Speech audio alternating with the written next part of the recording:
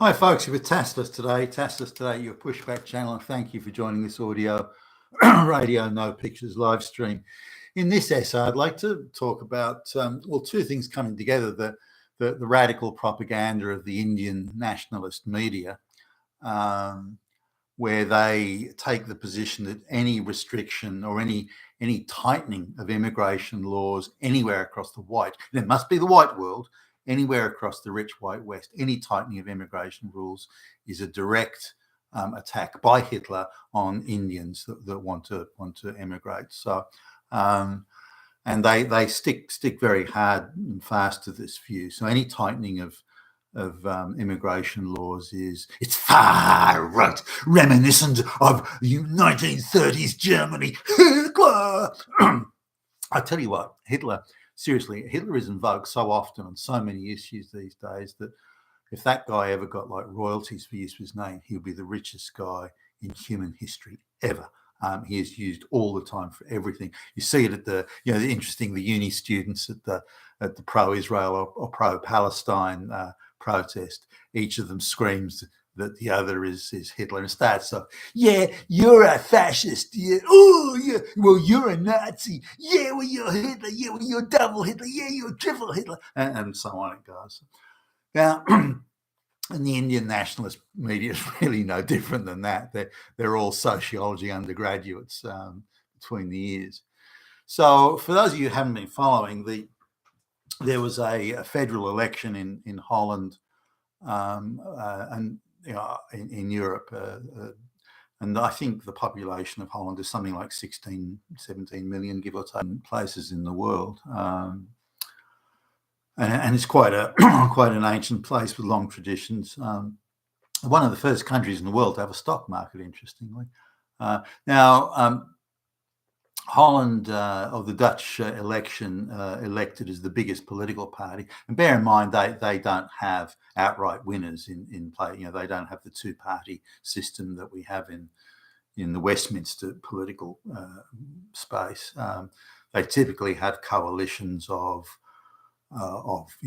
4, 5, 6, 7, sometimes more parties to form a government. Now, whether that's unwieldy or not, but it does involve compromise. Now, the biggest party in the last election came up as a party headed by a politician, Geert Wilders. And Mr. Wilders has long held a position that the immigration to Holland is too high. And Holland's completely controlled by the globalist cabal, for goodness sakes, or has been. And so they've got high rates of immigration, and they're not coping too well with it in issues such as crime and drugs and unemployment and things like that. So the people just aren't integrating. Yet they've got gimme, and very entitled when it comes to the handing out of benefits. Government benefits paid for by white taxpayers. So anyway, the Mr. Wilders wants to do some. If you look at some of his agenda, he wanted a very substantial cut in immigration and strict requirements for integrating and assimilating, things like that. Now, because his party's in coalition with others, and the others have forced him to give up the idea of being prime minister. Then he's going to be a member of the government, but they've produced a policy platform that they can all live with, which is a very substantial, I think, watered down version of what Mr. Wilders would have ideally wanted. So there's going to be some fairly limited restriction on immigration. The bars are going to be raised slightly as to who can qualify to be an immigrant, and I think the activist public service could effortlessly step around this using various devices. But anyway, that's the platform, and also things like the blatant display of Islamic symbols in public is going to be scaled back. There was a policy in the Dutch government had of that every district or every town in Holland had to take a quota of migrants, be they illegal or whatever, and that's going to stop. But again, I think the public service could step around that if they really wanted to. They just invent other other sort of classes and categories. So all in all, it's a very mild raft of proposals that are being put on the table, and I don't think they're really going to make a whole lot of difference. And I think that the partners in the government are all globalist controlled, or maybe two of them, maybe not another, but they're globalist controlled, and they'll make sure that either the coalition government has become completely dysfunctional. I imagine they'll go that way. I think they'll do what they can to disrupt it. And I'd say globalist activists are already in there arranging that right now as we speak. But also they'll prevent Mr. Wilders from really implementing anything at all that's going to be meaningful. That's my assessment, at least. Now, as mild as it is, Indian media, Indian nationalist media, have gone into absolute fucking hyperdrive. Whenever a white country starts to restrict or limit immigration, whether it be for students, immigrants, or clamp down on illegals, it doesn't matter. Whenever a white country does it, the Indian nationalist media just explodes in fury. It's Hitler, it's Nazi, it's fascist, it's far right. And the way they depict, let me tell you about Mr. Wilders and his personal relationship with Hitler. He is Hitler's best friend. Yes, oh, yes. And off they go. And he's makes the most absurd claims. And so they present Mr. Wilders in the most negative light you can imagine, claiming he has associations. And he once said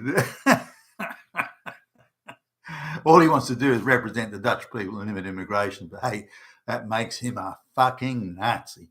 And also the attitude they take, the Indian media, is that just because we don't all have blonde hair and white skin, he's discriminating again. No, it's nothing to do with that, you fucking morons.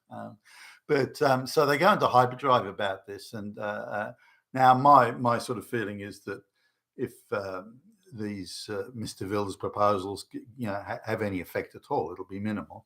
And the bar, if it's raised for people coming into Holland, it'll be raised a minute amount. And if there is any restriction or limitation on students, again, I don't think it'll be very much. The media is roundly against him, so every day he'll be condemned and accused of this or that or the next thing. So he's got a tough road ahead. There are numerous people. A number of Dutch politicians have been assassinated in the street by immigrant activists, something the Indian media fails to mention, by the way. And instead they say, well, because he needs 24-hour protection, and Mr. Wilders is, then that proves that he's a far-right Nazi. No, it doesn't prove that. It proves that the people that you support and back up are willing to kill any white politician that opposes mass migration. So anyway, that's it. So now it was heartening to see.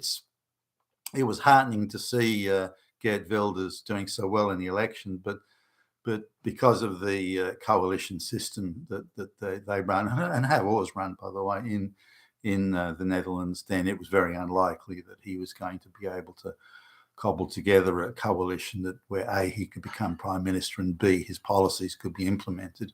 So we're looking at a considerably watered down version of his policies. And I didn't think his policies were that radical to begin with.